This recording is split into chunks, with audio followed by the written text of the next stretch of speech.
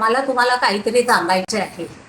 सध्या कलियुग आहे, त्यात परमेश्वराचे काम इतके वाढले आहे की प्रत्यक्ष धर्तीवर येऊन भक्ताला मदत करणे शक्य नाही। तेव्हा या धर्तीवर मानवरूपी आपले दूत त्याने पाठवले आहेत। त्यांच्याकरवी त्या परमेश्वराचे कार्य चालू आहे।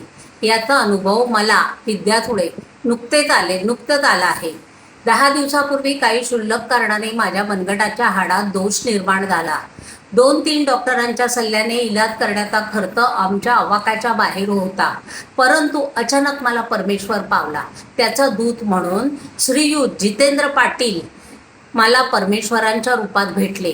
कल्याणमधील नामांकित हॉस्पिटलमधून खर्चाचा सर्व भार हलका करून इलाज करविला। आता मला प्रश्न पडला आहे की मी परमेश्वराचे आभार मानू की या देवदूताचे? अर्थात मी दोघांचेही ऋणी आहे।